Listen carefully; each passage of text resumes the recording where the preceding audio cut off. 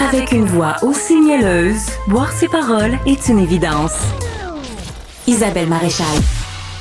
En compagnie de Fred Bastien. Salut Fred. Bonjour Isabelle. Et on s'est beaucoup amusé en fin de semaine parce que d'abord, il y avait la fabuleuse réouverture de la Grande Dame qui est Notre-Dame de Paris, cette immense cathédrale. Le monde avait rendez-vous à Paris. Ben complètement, le monde était à Paris. On va en parler d'ailleurs tout à l'heure avec Isabelle Perron de Notre-Dame, mais ça a donné surtout l'occasion à des grands noms politiques. On a vu Donald Trump, bien sûr, qui était là, avec sa fameuse cravate jaune. Exact, même cravate jaune. Je pense que quand il sort ou qu'il reçoit de la visite, il met cette cravate-là. Il doit y avoir un message. Mais s'il est comme moi, c'est parce que c'est elle qui est au-dessous du terroir. C'est elle qui est prête à sortir. Là. C'est comme si tu reconnais souvent la paire de pantalons que je porte, c'est parce que j'en ai seulement une. Alors, il a eu l'occasion, évidemment, avec Emmanuel Macron. Exact. Mais surtout pour nous, ce qui nous a beaucoup intéressé au Québec, c'est que Justin Trudeau n'étant pas là, Justin charriait du panier de Noël en fin de semaine, et c'est François Legault, finalement, qui a eu un peu de glace, là, pour aller... un peu de temps de glace, exact. Mais c'est extraordinaire parce que quand j'ai ouvert Twitter samedi, là, je me suis senti comme la semaine dernière quand on a vu M. Trudeau prendre des belles photos avec M. Trump à Mar-a-Lago, en Floride. Ouais.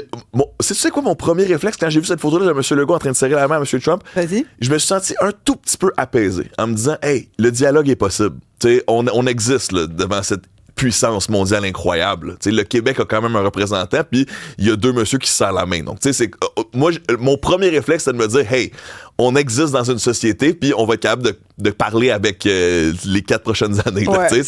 Écoute, c'était une opération réussie. Là. Ben, ça semblait. Puis, juste le fait, écoute, c'est le premier ministre du Québec, une province du Canada. Hey, hi, Mr. Trump.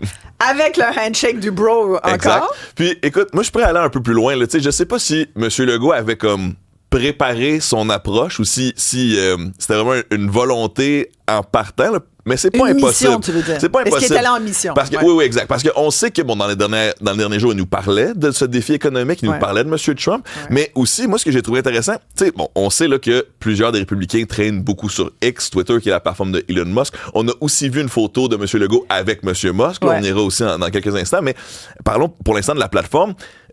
Monsieur Legault, juste avant là, de rencontrer ces dirigeants, c'était quoi son tweet précédent? C'était un message fort aux islamistes. C'est Monsieur Legault qui se positionne un peu comme certains de ses nouveaux alliés politiques peut-être de l'autre côté de la frontière en disant, regardez, moi aussi je suis capable de jouer le jeu de l'identité, je peux jouer aussi le jeu de la politique dure. Peut-être qu'il voulait là, je suis 100% dans l'hypothèse, hein, c'est peut-être un hasard aussi, mais peut-être qu'il voulait idéologiquement se rapprocher de ces gens-là à qui il essayait d'initier une conversation. T'sais.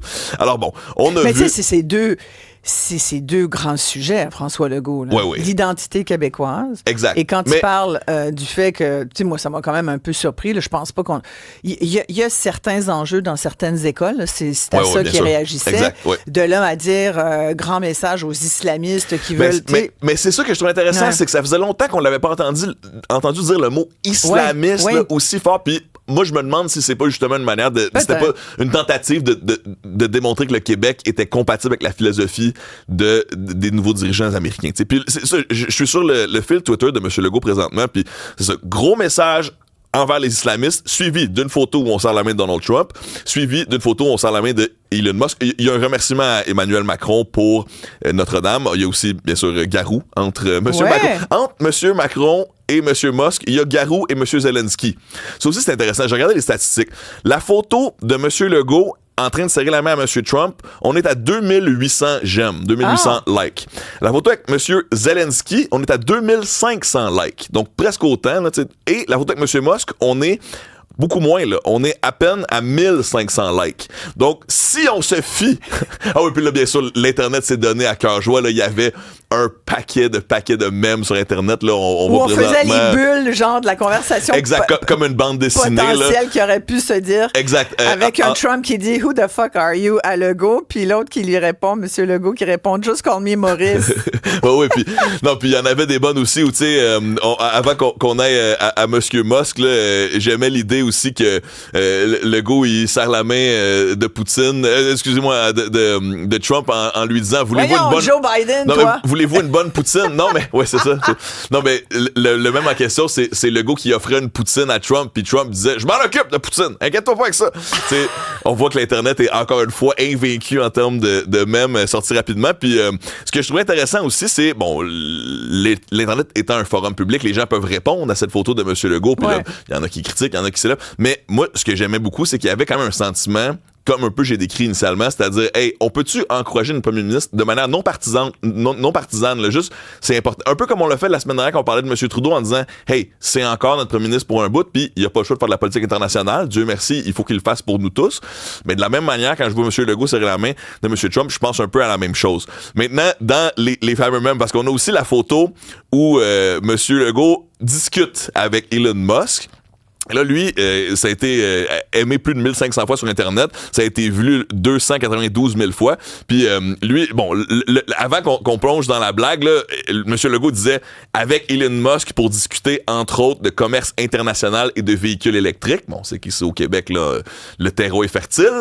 On essayait d'avoir... en tout cas, c'est compliqué avec les terrains. Là. Peut-être qu'on a un terrain à vendre. Peut-être qu'on pourrait le proposer à M. Musk s'il voulait faire une usine de batterie, peut-être. Je sais n'importe quoi. Mais sur Internet, les gens n'ont pas manqué une seconde pour se moquer un peu de ça. Puis bon, moi, j'aime tous les niveaux de langage, je trouve tous les accents beaux, j'aime bien l'accent de M. Legault, mais sur Internet, les gens se moquaient un peu de sa capacité à parler en anglais en disant, il y a une photo de lui qui discute avec Elon Musk, puis là, on a remplacé là, ce que M. Legault avait dit par Hey Elon, the industry of battery is very difficile right now. Do you want to invest in a grosse usine for Tesla? Great opportunity in Québec. Bon, bien sûr, on s'imagine que c'est pas arrivé comme ça. Hein. Je vous rappelle que M. Legault a parti Air Transat. Là, ouais, donc, il est quand même capable de parler à quelqu'un qui a une grosse compagnie, qui travaille dans l'aérospatiale. T'sais, donc, évidemment... je te disais tout à l'heure, c'est ces deux gros sujets. On parlait d'identité et donc de religion, de laïcité. Mais l'autre sujet, c'est l'économie. L'économie, la porte est grande ouverte pour la compatibilité. Quand tu l'écorches sur l'économie ou quand tu vois il y a quelque chose qui... Je pense que s'il reste 2 ans, il va essayer de donner un petit coup de ce sens-là. Là. Surtout qu'avec... Il faut quand même le dire, Donald Trump a shaké la cabane. Oui, mais complètement. Puis, il est même pas encore en poste, puis il y a plein de choses qui ont changé. Je voyais même la semaine dernière là, que dans certaines organisations, déjà... ce vent, cette culture, ce renouveau fait prendre des décisions différentes. Même dans la FDA, on replongera là-dedans, là, mais monsieur Robert Kennedy Jr., il n'est pas encore tombé là, dans l'administration encore, que déjà, on sous-entend que peut-être qu'il y a certaines teintures alimentaires qui pourraient passer du côté illégal. Tu sais, des teintures alimentaires qui sont illégales en Europe puis illégales au Canada, mais qui sont encore légales aux États-Unis. Mais soudainement, on sent qu'il y a peut-être un rafraîchissement des manières de faire, puis... encore une fois, on sait que chaque administration va arriver avec ses défis, mais il y aura peut-être aussi des côtés positifs à cette administration-là. Écoute, je regardais ça en fin de semaine, puis je me disais, peut-être qu'il va nous surprendre. Donald Trump. Si on met nos lunettes roses. C'est clair roses. qu'il va nous surprendre, mais peut-être, tu sais, je regardais Notre-Dame. Là, si on met notre lunette rose. Mais je me disais, il avait l'air d'être content d'être là. Je pense que les Américains, écoute, ça reste les alliés qui sont venus libérer la France. Moi, je connais beaucoup d'Américains qui ont une fascination pour Paris, pour la France, pour tout ce qui est français. Il y en a beaucoup qui l'haïssent aussi, il faut quand même le dire. Mais il y en a aussi qui sont fascinés, et je pense que Donald Trump fait partie de ceux-là. Puis là, écoute, lui qui est un gars qui aime quand les choses roulent puis que tu fais les affaires vite sans que ça coûte une scène. Je veux dire, Notre-Dame, ça a été fait dans le temps. Ça n'a pas coûté une scène au gouvernement. C'est tous les privés qui ont payé pour ça. Tu te dis, wow! C'est vrai que c'est impressionnant quand même. Un exemple. Ben oui, tu complètement. vois, c'est comme fait. Je pense que juste là-dessus, il a dû dire à Macron, hey, bravo Manu. Là, on connecte, bravo d'avoir embarqué là-dedans. Bravo, là, tu sais. Ben oui, c'est intéressant. Puis non, mais juste pour terminer sur l'administration puis qu'est-ce qui en découlera, comme tu dis, on va peut-être être surpris, mais on verra ce que l'avenir nous dit. Mais si on met nos lunettes roses puis qu'on pense, on se met à croire dans l'entourage de M. Trump, ce que les gens disent, c'est la première fois, il était pas à la même place. Il a pris de la maturité depuis. Exact. Il a pas le même entourage. Il s'est entouré de politiciens de carrière la première fois qui avaient des intentions différentes. Là, il est un peu en mode, je fais mon dernier rodéo. Tu sais, il l'a dit, là, il pourrait être sur un terrain de golf en train de jouer. Là. Il y a des grands enfants qui l'aiment. Là. Il pourrait être un monsieur qui prend ça relax. Il donne un dernier 4 ans. Peut-être qu'il y a des bonnes choses qui pourraient découler de ça éventuellement. Espérons-le. Nous verrons. On espère. Merci beaucoup, Fred. Plaisir. On se retrouve dans notre Je serai là revue mercredi. de... Oui, Ah oui. dans notre... Ah ben oui. On se voit C'est vrai, mercredi. Puis on a aussi une revue de l'actualité. Ne Voilà. manquez pas notre analyse de 2024 en technologie, c'est allé loin. Dans le temps des fêtes. À mercredi. À bientôt.